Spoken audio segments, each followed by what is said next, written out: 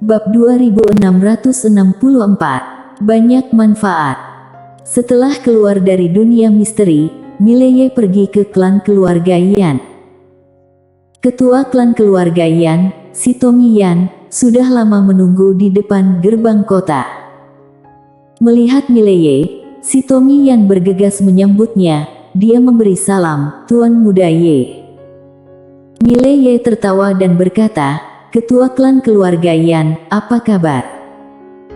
Sitomi Yan tersenyum dan berkata, "Aku sudah beberapa hari tidak melihatmu, Tuan Muda Ye semakin kuat." Mileye tersenyum tipis, "Ketua klan keluarga Yan seharusnya tahu kenapa aku datang ke sini, kan?" Sitomi Yan mengangguk, "Kalau Tuan Muda Ye ingin merekrut siswa, datang saja." "Tentu saja, aku juga punya permintaan kecil. Aku harap klan keluarga Yan dapat memasukkan beberapa orang ke Akademi Guanxuan." Mileye tersenyum dan berkata, "Ya, tapi aku membutuhkan orang berkarakter yang baik." Sitomi Yan berkata dengan tegas, "Tentu saja, aku sendiri yang akan memilih orang-orang ini." Mileye mengangguk, "Ketua klan keluarga Yan memilih orang secara pribadi, maka aku tidak khawatir." Saat dia berbicara, dia membentangkan telapak tangannya, dan kitab Dharma Sendao muncul di depan ketua klan keluarga Yan. Sitomi Yan sedikit ragu. Mileye tersenyum dan berkata, "Ada apa?" Sitomi Yan tersenyum kecut. Mileye menggelengkan kepalanya dan tersenyum, "Apa yang terjadi di masa lalu adalah masa lalu, biarlah berlalu. Kita harus melihat ke depan, bukan? Selain itu, aku juga menerima 20 juta nadi alam semesta dari kamu hari itu, jadi, dendam kita sudah selesai." Sitomi Yan membungkuk dalam-dalam, "Dengan kata-kata Tuan Muda Ye hari ini, aku benar-benar lega." Mileye tersenyum dan berkata, "Ketua klan keluarga Yan, cepat selesaikan membaca kitab Dharma Sendao ini. Aku akan pergi ke tempat lain." Sitomi Yan sedikit tersenyum, "Oke." Lalu, dia mengambil kitab Dharma Sendao. Setelah beberapa saat, dia mengembalikan kitab Dharma Sendao ke Mileye, dan berkata dengan kaget, "Ketua Pavilion Quincy ini benar-benar orang istimewa." Mileye mengangguk, "Dia yang kedua setelah Lidiaku." Sitomi Yan heran, adakah yang lebih baik dari Nona Quincy? Mileye tersenyum tipis, "Dari segi pengetahuan, Lydia juga tak terkalahkan." "Lydia, Dewa Abadi." Setelah berbicara, dia berbalik dan pergi. "Dewa Abadi." Sitomi Yan tercengang, lalu menggelengkan kepalanya dan tersenyum. Dia memandang Mileye yang pergi dari kejauhan, dan merasa sedikit emosional di hatinya. Tuan Muda Ye ini sempurna baik dalam sikap maupun sosialisasinya. Memang benar bahwa orang-orang berbakat muncul dari generasi ke generasi, dan setiap generasi lebih baik dari generasi sebelumnya. Sitomi Yan berbalik dan pergi. Setelah keluar dari dunia misteri, Mileye langsung datang ke dunia awan. Tapi kali ini, tidak ada yang datang menjemputnya. Mileye sampai di kaki Gunung Awan. Gunung Awan ini merupakan inti dari dunia awan dan tempat tinggal Leina Sen. Gunung ini bisa dikatakan sebagai tanah terlarang dunia awan. Begitu Mileye tiba di kaki gunung, seorang lelaki tua muncul di depan Mileye. Lelaki tua itu memberi hormat sedikit, "Tuan Muda Ye." Mileye membalas salam, "Tolong beritahu penguasa dunia Leina Sen bahwa Mileye dari Akademi Guanxuan datang berkunjung." Lelaki tua itu ragu-ragu sejenak, lalu berkata, "Maafkan aku, penguasa dunia sedang dalam pelatihan tertutup, Pelatihan tertutup." Mileye mendongak, dia berpikir sejenak, lalu berkata, "Berapa lama?" Pria tua itu tersenyum kecut, "Aku tidak tahu." Mileye hendak berbicara, pada saat ini, lelaki tua itu tiba-tiba berkata, "Tuan Muda Ye, baru saja penguasa dunia mengirim pesan, 2 hari, dia akan meninggalkan pelatihan tertutup dalam 2 hari. Mileye sedikit tersenyum, kalau begitu aku akan menunggu. Orang tua itu mengangguk, oke. Mileye menunjuk ke puncak gunung, bolehkah aku naik? Orang tua itu ragu-ragu. Mileye tersenyum dan berkata, tidak boleh. Orang tua itu berpikir sejenak, lalu berkata, Tuan Muda Ye, silakan. Dia tahu bahwa Leina Sen naksir Mileye, jadi kenapa dia harus ikut campur dalam urusannya. Mileye tersenyum, lalu sampai di puncak gunung awan. Puncak gunung itu sangat sepi, sekilas dikelilingi awan dan kabut, seperti negeri dongeng. Mileye melihat sekeliling dan sepertinya menemukan sesuatu. Dia berjalan ke kanan, dan segera dia sampai di tebing gunung. Di tebing gunung, ada kalimat yang terukir, siapa bilang wanita lebih rendah dari pria. Melihat kalimat ini, Mileye menggelengkan kepalanya dan tersenyum, sepanjang jalan, semua bos pada dasarnya adalah wanita. Masih ada 2 hari lagi. Mileye berbaring di depan tebing gunung, dan mengeluarkan buku kuno. Syair Dinasti Chu. Tidak diketahui kapan buku kuno ini dibuat. Tidak ada metode kultivasi dalam buku ini, hanya puisi-puisi kuno yang ditulis oleh beberapa sastrawan. Tegasnya, ini adalah kumpulan puisi romantis paling awal dalam sejarah sastra. Namun, sangat disayangkan, itu tidak lengkap. Mileye sedikit emosional, selama ini dia telah mengalami banyak alam semesta, dan setiap alam semesta memiliki peradabannya masing-masing, tapi sebagian besar peradaban ini adalah peradaban seni bela diri. Di alam semesta yang menghormati master, peradaban sastra tidak ditanggapi dengan serius, bahkan semakin kuat kekuatannya, semakin sedikit perhatian yang diberikan pada hal-hal tersebut. Tentu saja, Mileye juga mengerti. Alam semesta tanpa batas ini, tanpa kekuatan, semuanya omong kosong. Dia sekarang menjalankan akademi dan memajukan pendidikan, yang juga dilandasi oleh kekuatan yang kuat. Kalau tidak ada kekuatan yang kuat, bagaimana dia bisa membuka akademi? Itu adalah mimpi. Dunia ini seringkali seperti ini. Kalau kamu ingin orang bernalar dengan kamu, kamu harus berbicara dengan menggunakan kekerasan terlebih dahulu. Dalam analisis terakhir, orang dengan kepalan lebih besar yang dibenarkan. Memikirkan hal ini, Mileye menggelengkan kepalanya dan tersenyum. Sambil belajar, dia harus bekerja keras untuk meningkatkan kekuatannya. Setelah menarik pikirannya, Mileye terus membaca, seolah dia melihat sesuatu. Dia berkata dengan lembut, seluruh dunia keruh tapi aku jernih, semua orang mabuk tapi aku sadar. Apakah kamu yang menulisnya? Saat ini, sebuah suara datang dari belakang Mileye. Mileye menoleh dan melihat, Leina Sen datang perlahan.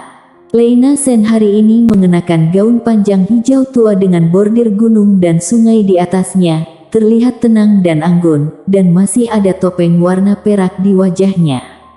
Oleh karena itu, hanya dapat melihat separuh wajahnya, tapi separuh wajah ini pun memikat. Mileye menyimpan buku kuno di tangannya dan berkata sambil tersenyum, tidak. Berbicara tentang ini, dia sepertinya telah menemukan sesuatu, dan ekspresi terkejut muncul di matanya, Alam Tongsuan. Dia menemukan bahwa Leina Sen ini benar-benar telah mencapai Alam Tongsuan. Leina Sen memandang Mileye, bagaimana kamu bisa tahu? Mileye tersenyum dan menunjuk ke pena di pinggangnya, benda ini bisa menghancurkan semua teknik penyembunyian. Leina Sen melirik pena di pinggang Mileye, lalu bertanya lagi, pena apa? Mileye tertawa, pena kebenaran agung. Leina Sen sedikit terkejut, lalu berkata, apakah kamu serius? Mileye bertanya balik, apakah aku pernah berbohong padamu? Lena Sen tiba-tiba berjalan perlahan ke depan Mileye. Saat dia mendekat, Mileye langsung mencium aroma samar, yang membuat dia merasa sedikit terganggu. Lena Sen menatap langsung Mileye, pena kebenaran agung. Mileye mengangguk, dia melepas pena kebenaran agung, dan menyerahkannya kepada Lena Sen, lihat. Setelah Lena Sen memandangi Mileye beberapa saat, dia mengambil pena kebenaran agung, dan saat dia memegang pena kebenaran agung, tiba-tiba pupil matanya menyusut dan dia segera melepaskan, kamu. Mileye sedikit mengernyit, kamu tidak bisa memegang pena ini. Dia menemukan bahwa Francisca juga seperti ini sebelumnya, begitu dia menyentuh pena kebenaran agung, dia melepaskannya. Lena Sen sangat terkejut, suaranya sedikit bergetar. Saat aku memegang pena ini, aku merasa seolah-olah aku akan terhapus. Dihapus. Mileye sedikit mengernyit, dia melihat pena kebenaran agung, kenapa aku tidak merasa seperti ini? Pena kebenaran agung. Lena Sen tiba-tiba bertanya lagi, apakah ini benar-benar pena kebenaran agung? Mileye sedikit tidak senang, apa untungnya aku berbohong padamu? Lena Sen tidak percaya, kenapa kamu memiliki pena kebenaran agung? Mileye berkedip, bagaimana kalau kita bahas topik lain? Setelah hening sejenak, Lena Sen berkata, oke. Mileye tersenyum dan berkata, aku datang ke sini kali ini untuk berbicara dengan kamu. Begini, akademi aku ingin merekrut orang. Aku pikir aku bisa datang ke dunia awan untuk merekrut orang. Menurut kamu tidak apa-apa? Lena Sen melirik Mileye, ya. Mileye tersenyum dan berkata, terima kasih. Lena Sen tiba-tiba berkata, bisakah kamu membantu aku? Mileye mengangguk, coba katakan padaku. Lena Sen berkata dengan suara yang dalam, aku ingin kamu menemaniku ke suatu tempat. Mileye sedikit penasaran, kemana? Lena Sen berkata, makam awan. Mileye sedikit mengernyit, makam awan. Lena Sen mengangguk, dunia awan telah memiliki aturan sejak dulu, yaitu setiap penguasa dunia harus pergi ke makam awan ini setelah mencapai alam Tongsuan. Aku juga tidak tahu alasannya. Leluhur kami yang manapun yang pergi ke sana, tidak ada yang kembali. Mileye berkata dengan suara yang dalam, berbahaya. Lena Sen mengangguk, sangat berbahaya. Dengan mengatakan itu, dia melirik Mileye, kalau kamu pergi denganku, ada hadiah. Mendengar ini, senyuman di wajah Mileye tiba-tiba menghilang, dan ekspresinya langsung berubah dingin, tidak mau pergi. Setelah berbicara, dia berbalik dan pergi.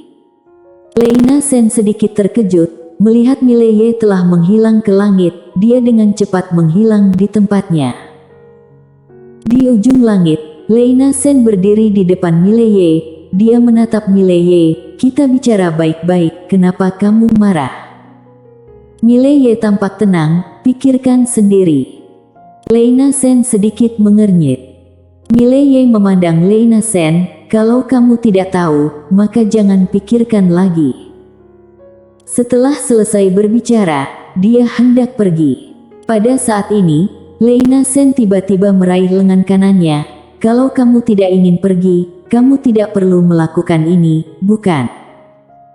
Mileye memandang Lena Sen, apakah ini yang kamu pikirkan? Lena Sen menatap Mileye, apa yang aku katakan salah?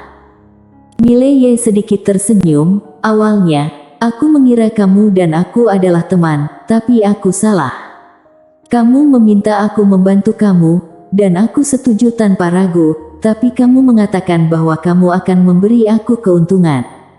Izinkan aku bertanya kepada kamu, apakah aku membantu kamu untuk keuntungan darimu? Kamu mengatakan tentang memberikan manfaat, aku ingin bertanya kepada kamu, manfaat apa yang dapat kamu berikan kepada aku? Kalau kamu bilang di alam semesta, Aku memiliki beberapa kitab Dharma Sendao yang masing-masing bernilai ratusan juta nadi alam semesta. Kalau itu adalah benda ilahi, pena di pinggangku adalah pena kebenaran agung. Di alam semesta ini, bagaimana benda ilahi bisa dibandingkan dengan pena ini? Saat dia berbicara, dia mendekati Leina Sen dan menatap langsung ke matanya. Manfaat. Katakan padaku, manfaat apa yang bisa kamu berikan padaku? Leina Sen terdiam. Mileye berkata lagi, aku menganggap kamu sebagai teman, tapi bagaimana dengan kamu? Ketika kamu berbicara, kamu sangat asing. Kalau demikian, maka aku tidak perlu berteman dengan kamu, aku pergi. Setelah berbicara, dia berbalik dan hendak terbang dengan pedang. Leina Sen menariknya dengan erat. Mileye menoleh untuk melihat Leina Sen, sedikit tidak senang. Apa yang akan kamu lakukan? Leina Sen ragu-ragu sejenak, lalu berkata, aku mengatakan sesuatu yang salah. Jangan marah. Mileye tanpa ekspresi, tidak ada ketulusan sama sekali. Leina Sen memandang Mileye, lalu apa yang kamu inginkan? Mileye berpikir sejenak, lalu berkata, Akademi Guansuan aku baru saja didirikan, dan sekarang aku kekurangan orang. Apakah kamu ingin bergabung dengan Akademi Guansuan aku? Banyak manfaatnya. Leina Sen bersambung.